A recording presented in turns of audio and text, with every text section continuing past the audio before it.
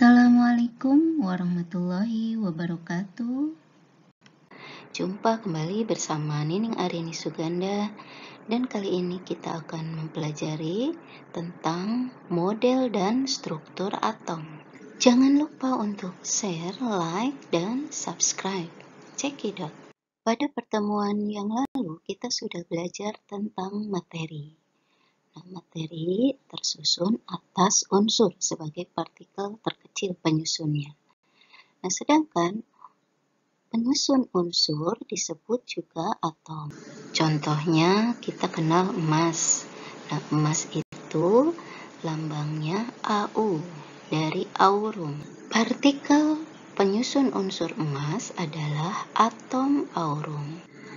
Atom tersusun atas nukleus yang berisi proton dan neutron, kemudian dikelilingi oleh elektron yang menjadi kulit atau orbital yang mengelilingi proton, membentuk suatu lintasan.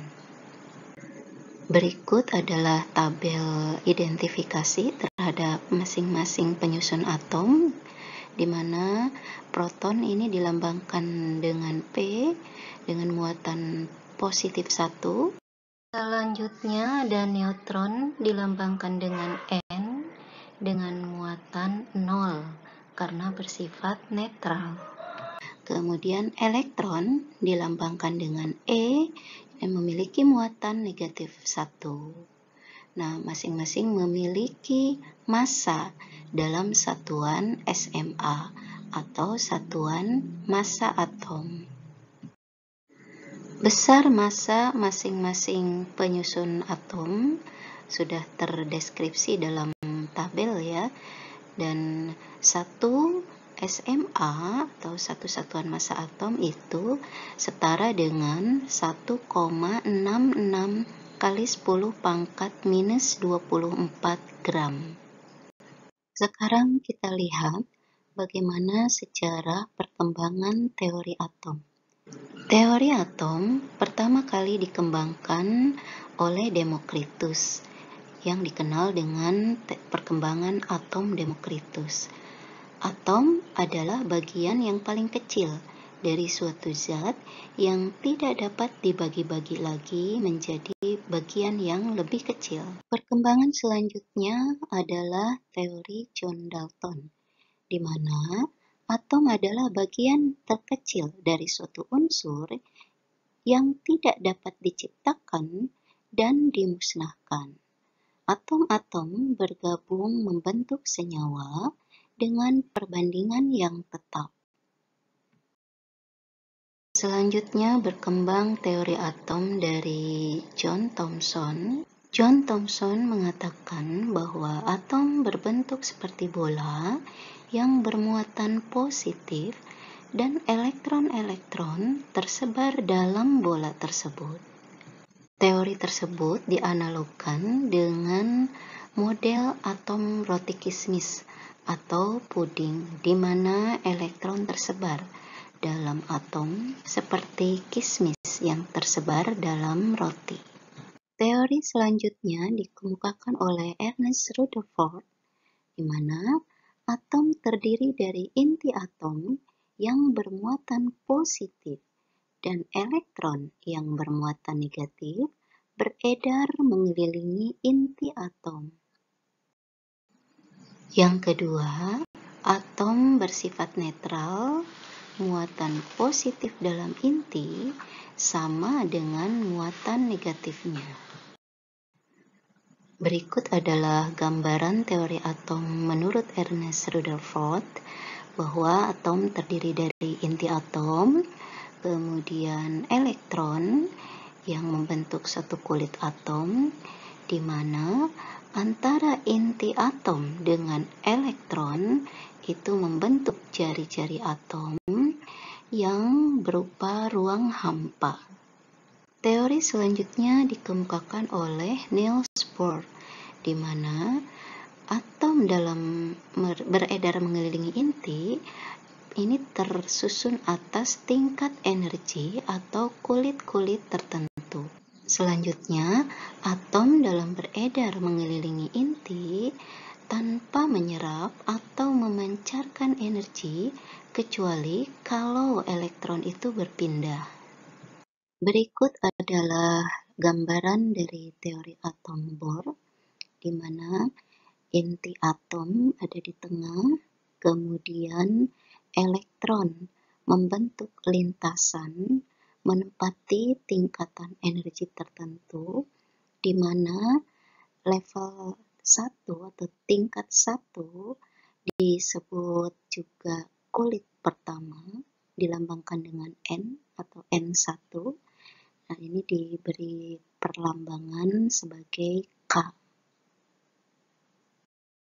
Tingkat energi selanjutnya yaitu kulit kedua atau N2 ditempati oleh lintasan L. Begitu seterusnya disesuaikan dengan jumlah elektron dan nanti akan tersebar pada kulit-kulit tertentu membentuk kulit K, L, M, N, O, P, dan seterusnya. Teori atom Niels Bohr ini menjadi dasar sebagai teori atom modern, di mana model atom tersebut adalah sebagai berikut. Pertama, dalam atom terdapat lintasan-lintasan tertentu tempat elektron dapat mengorbit inti tanpa disertai pemancaran atau penyerapan energi. Lintasan ini disebut kulit atom, yang merupakan lintasan berbentuk lingkaran dengan jari-jari tertentu. Tiap lintasan ditandai dengan satu bilangan bulat yang disebut kuantum utama atau N, mulai dari 1, 2, 3, 4, dan seterusnya yang dinyatakan dengan lambang K, L, M, N, dan seterusnya. Yang kedua, elektron hanya boleh berada pada lintasan-lintasan yang diperbolehkan dan tidak boleh berada di antara dua lintasan. Lintasan yang akan ditempati oleh elektron bergantung pada energinya. Pada keadaan normal tanpa pengaruh luar, elektron menempati pada tingkat energi terendah yang disebut keadaan dasar atau ground state. Dan yang ketiga, elektron dapat berpindah dari satu kulit ke kulit lain disertai pemancaran atau penyerapan sejumlah tertentu energi. Perpindahan elektron ke kulit lebih luar akan disertai penyerapan energi. Sebaliknya, perpindahan elektron ke kulit lebih dalam akan disertai pelepasan energi. Nah, berikut ini adalah daftar atom yang tersusun dalam sistem periodik unsur-unsur kimia. Contohnya adalah unsur magnesium atau Mg. Pada setiap unsur yang terdaftar dalam sistem periodik, terdapat keterangan nomor atom dan nomor massa yang tertulis dalam bentuk angka pada bagian atas dan bagian bawah masing-masing unsur. Unsur magnesium memiliki nomor atom 12 dan nomor massa 24,305. Dalam satuan SMA. Apa artinya nomor atom dan nomor massa pada setiap unsur tersebut? Sebelumnya, kita nyatakan dulu notasi atom dalam bentuk X, A, Z, di mana A merupakan nomor massa dan Z merupakan nomor atom. Nomor massa merupakan kuantitas besaran massa yang dihitung dalam satuan SMA, sedangkan nomor atom menunjukkan jumlah proton dan juga jumlah elektron. Menentukan jumlah neutron diperoleh dengan cara mengurangi nomor massa dengan nomor atomnya, atau A dikurangi Z. Kita kembali ke contoh magnesium, di mana nomor atomnya 12, ini menunjukkan jumlah proton yang ada di inti ada 12, dan jumlah elektron yang tersebar di kulit juga ada 12. Nah, untuk menghitung jumlah neutron magnesium, kita kurangi nomor massanya, yaitu 24, boleh dibulatkan ya, 24 dikurangi nomor atomnya, artinya 24 dikurangi 12. Kita peroleh jumlah neutronnya sebanyak 12 buah. Kita lihat pada contoh soal, tentukan jumlah proton, elektron, dan neutron dari atom berikut. Litium 73. Litium 73 artinya nomor massa 7 dan nomor atom 3. Sehingga kita peroleh jumlah proton 3, jumlah elektron pun 3, dan jumlah neutron didapat dari 7 dikurang 3 diperoleh 4 buah neutron. Contoh soal berikutnya, tentukan jumlah proton, elektron, dan neutron dari atom natrium 2311. Penyelesaian natrium 2311 artinya nomor massa 23, nomor atom 11. Sehingga kita peroleh proton ada 11, kemudian elektron sama ada 11, dan neutronnya 23 dikurangi 11 diperoleh hasil 12 buah neutron. Contoh soal yang lain. Tentukan jumlah proton, elektron, dan neutron dari atom oksigen 16,8. Oksigen 16,8 artinya nomor massa 16 dan nomor atomnya 8. Sehingga kita peroleh jumlah protonnya 8, elektron pun 8, neutronnya 16 dikurang 8 diperoleh 8 buah neutron. Pada kondisi-kondisi tertentu, atom-atom yang tidak bermuatan bisa berubah menjadi ion. Artinya, dia bisa berubah menjadi bermuatan positif ataupun negatif. Pada saat apa ion dia bermuatan positif ataupun bermuatan negatif? Muatannya ditentukan dari jumlah proton dan jumlah elektron.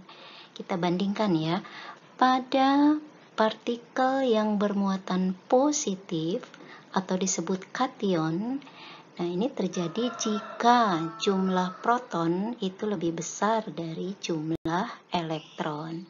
Nah, kenapa bisa begitu? Karena terjadi pelepasan elektron dari orbital.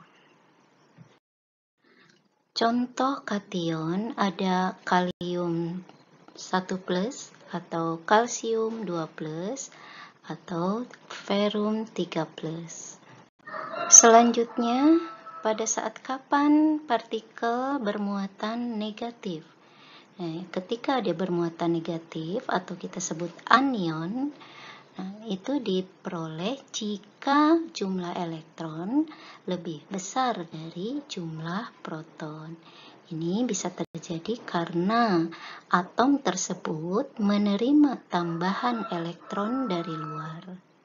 Contoh anion ada Cl1- atau oksigen 2-.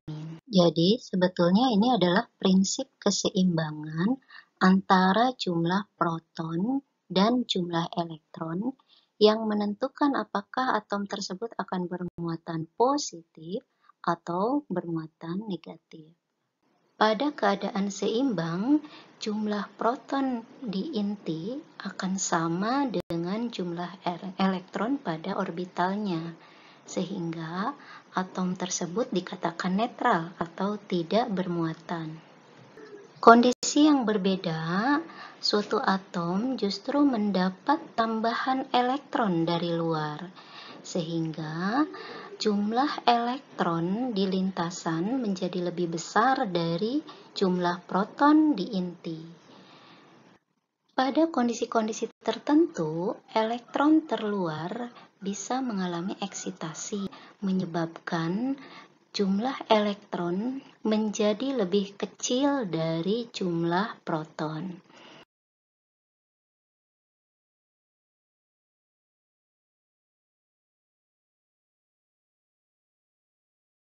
Sekarang kita belajar bagaimana proses pembentukan ion dari sebuah atom. Misalnya, pembentukan ion Na+. Atom natrium memiliki nomor atom 11, artinya jumlah elektronnya 11. Ketika dikonfigurasikan, elektron tersebar pada kulit pertama 2, kulit kedua 8, dan kulit ketiga 1 elektron. Idealnya, elektron selalu berada dalam kondisi berpasangan. Nah, elektron terluar 1 ini menyebabkan tidak stabil, sehingga elektron tersebut mudah keluar atau mengalami eksitasi. Nah, pada kondisi tereksitasi 1 elektron, ini menyebabkan jumlah proton di inti menjadi lebih besar daripada jumlah elektron di orbital. Setelah mengalami eksitasi 1 elektron, atom natrium memiliki elektron 10 buah dan proton 11 buah, sehingga kondisi tersebut menjadikan natrium bermuatan positif 1. Kemudian perubahan natrium menjadi natrium 1+, kita tulis dalam bentuk reaksi ionisasi, yaitu Na menjadi Na+ ditambah 1 elektron.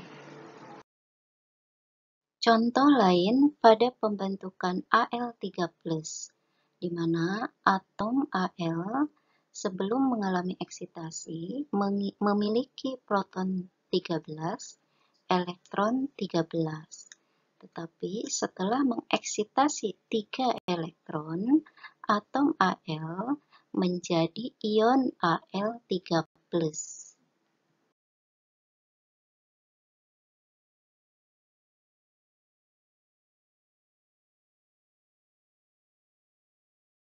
Selanjutnya kita pelajari bagaimana proses pembentukan ion. Contohnya pada pembentukan ion Cl-.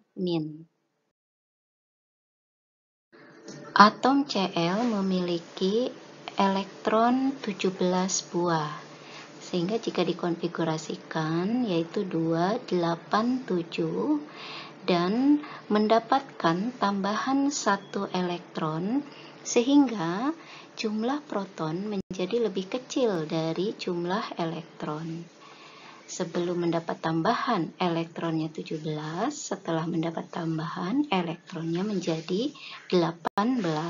Nah, pada kondisi ini Cl atau atom Cl berubah menjadi ion Cl-1 karena mendapat tambahan 1 elektron. Kemudian kita tulis reaksi ionisasi dari Cl, yaitu Cl ditambah 1 elektron menjadi Cl-1. Demikian pembelajaran mengenai model atom dan struktur atom. Semoga bermanfaat, dan jika ada yang mau didiskusikan, bisa dilakukan pada media yang berbeda. Wassalamualaikum warahmatullahi wabarakatuh.